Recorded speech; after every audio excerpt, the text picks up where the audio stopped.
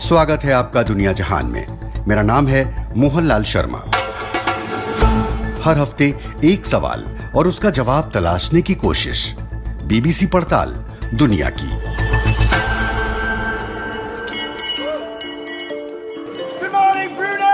Come on, let's get ourselves sorted, please, gentlemen. पूर्वी London के एक स्कूल में लड़कों को एक खास तरह की एक्सरसाइज करवाई जा रही है।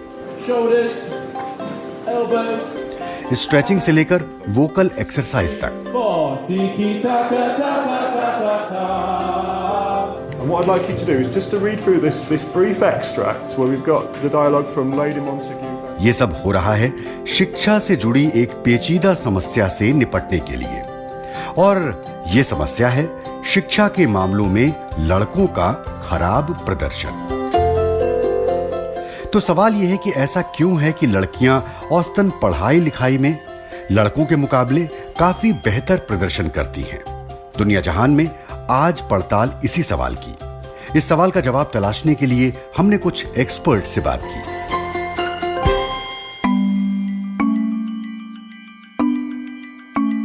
पार्ट 1, लड़के लड़कियों में फर्क।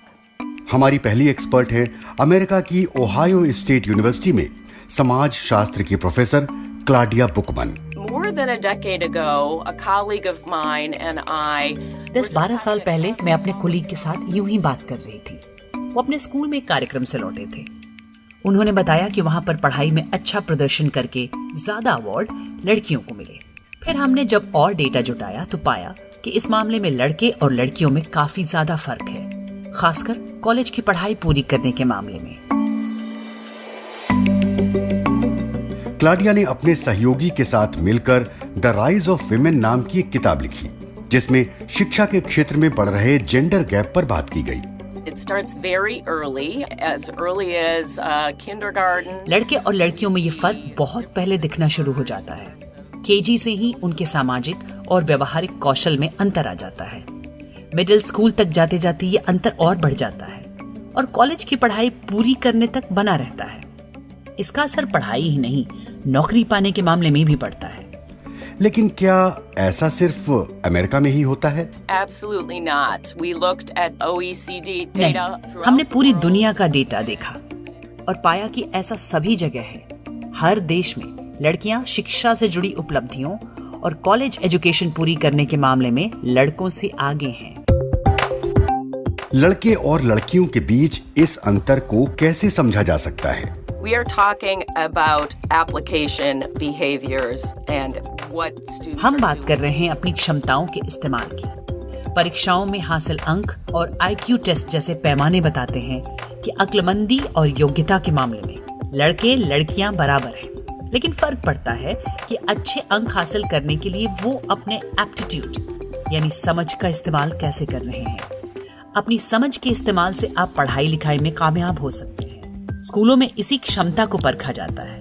आप होमवर्क समय पर पूरा करते हैं या नहीं, काम को गंभीरता से करते हैं या नहीं।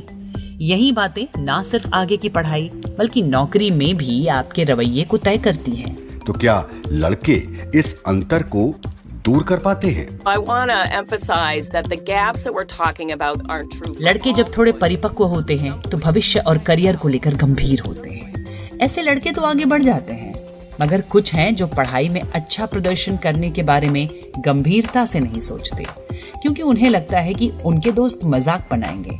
बहुत बार लड़कों के दोस्त मर्दानगी के नाम पर उन्हें पढ़ाई में अच्छा प्रदर्शन करने से हतोत्साहित करते हैं। ऐसे लड़के और पिछड़ जाते हैं। लेकिन महत्वपूर्ण सवाल यह है कि लड़के और लड़कियों के व्यवहार में फर्क की शुरुआत होती कहां से है? स्कूल पहुंचने के बाद, उससे पहले घर पर, या फिर जन्म से ही? पार्ट 2, दिमाग की बनावट।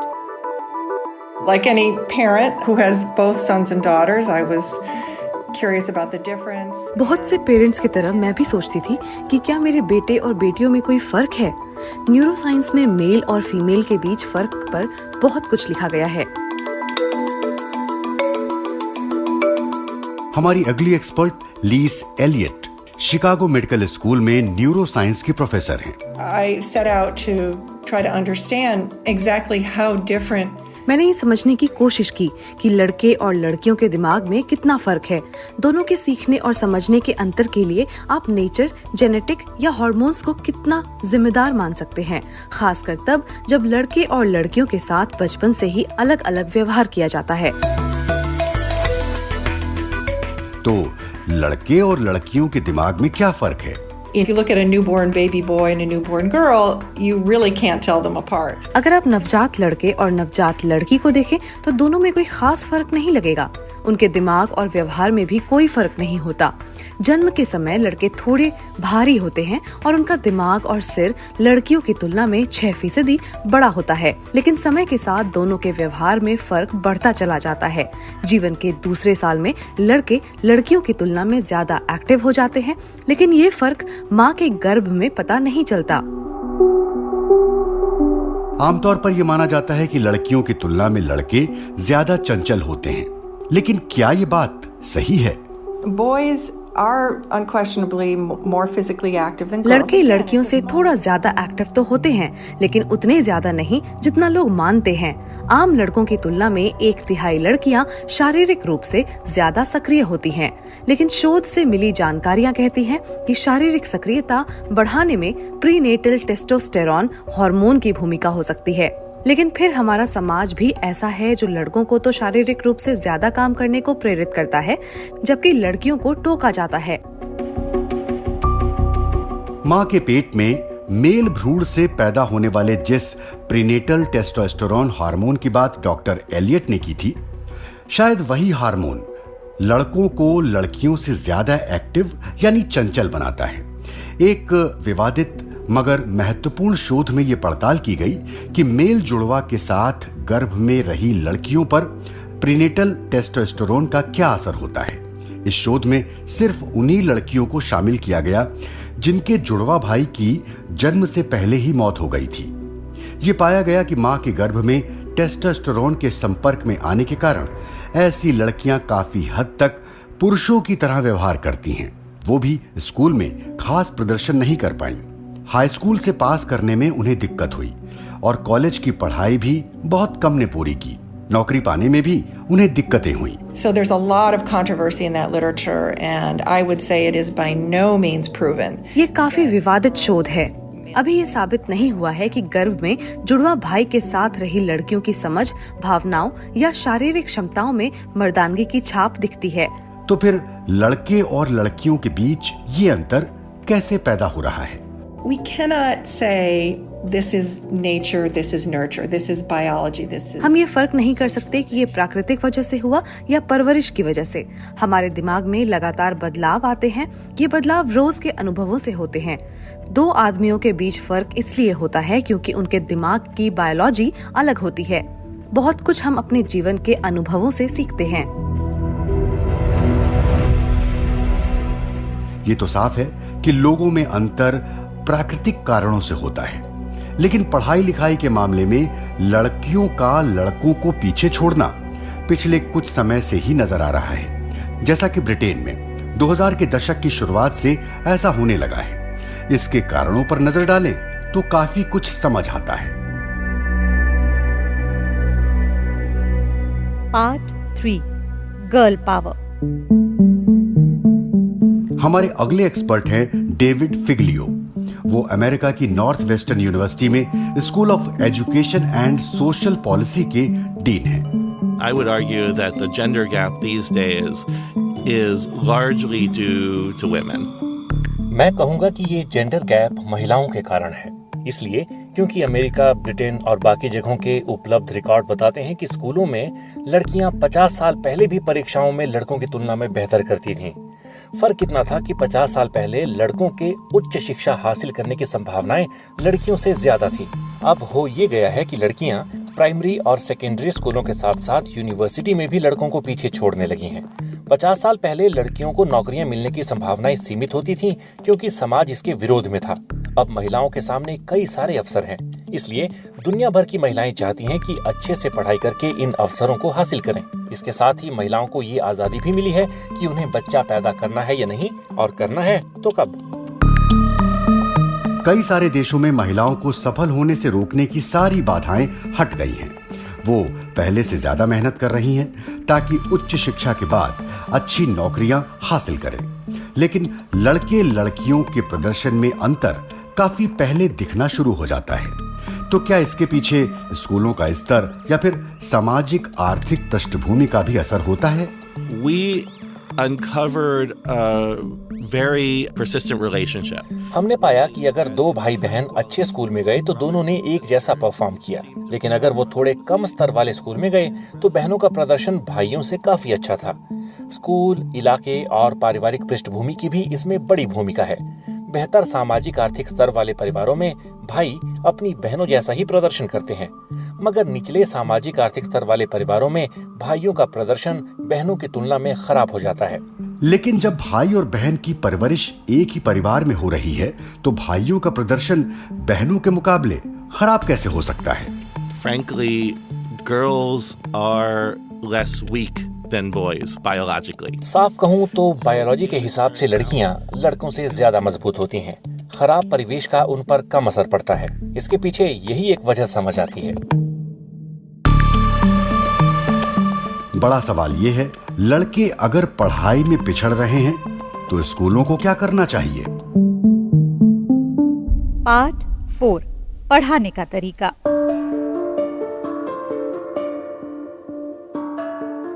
Sick amor. If we break that down, those two syllables, sick amor. हमारे चौथे एक्सपर्ट हैं इंग्लैंड के डेवॉन के टेविस्टॉक कॉलेज में असिस्टेंट प्रिंसिपल मार्क रॉबर्ट्स। कई सालों के अनुभव से उन्होंने सीखा है कि अध्यापकों को लड़कों को पढ़ाने के लिए कैसे ट्रेन किया जाए। उनका मानना है कि पढ़ाई में कंपटीशन यानी कि प्रतियोगिता पर जोर देकर लड़कों का प्रदर्शन नहीं सुधारा जा सकता। It's fine for the boys who succeed, the ones who get to taste the glory of academic success. ये तरीका उन लोगों के लिए तो सही है जो अच्छा प्रदर्शन करते हैं, लेकिन जो पहले से दिक्कतों का सामना कर रहे हैं उन्हें प्रेरित किए जाने की जरूरत होती है। हो सकता है कि बार बार असफल होने पर पढ़ाई से उनकी रुचि खत्म हो जाए। अगर आप पढ़ाई में प्रतियोगिता करवाएंगे और लड़के उसमें जीतेंगे नहीं तो उनका आत्मविश्वास कम होगा। फिर वे सोचेंगे कि हारने से बेहतर है कोई और रास्ता अपनाया जाए। इसलिए पहले तो पढ़ाई में उनकी रुचि जगाई जानी चाहिए। उनको पढ़ाए जाने वाले पाठ उनकी रुचि के होने चाहिए जिसमें वो अपने जीवन का अक्स देख सकें। How does he feel about his son being shut away from the world? He can't wish to help him. He does, doesn't he? What does he say that the evidence that shows that he's going to want to help him?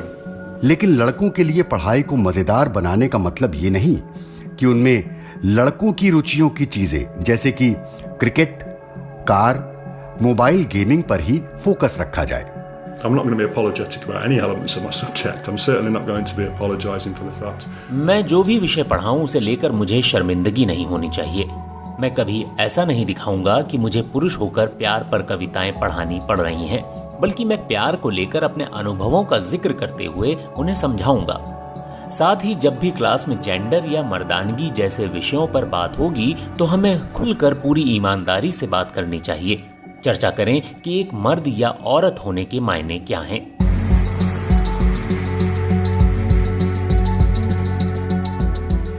कई सालों के शोध और अध्यापन के बाद mark ने पाया कि लड़कों को दिक्कतें आती हैं सीखने को लेकर उनके रवैये के कारण। I think there's something lurking there on boys' shoulders, something saying if I get. कई बार लड़कों को लगता है कि अगर मैंने सवालों का सही जवाब दिया या पढ़ाई को लेकर ज्यादा उत्साह दिखाया तो मेरे दोस्त क्या कहेंगे?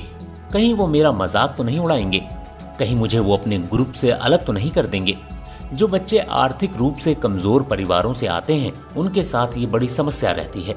हालांकि संपन्न परिवारों से आने वाले लड़कों के साथ भी ऐसा होता है।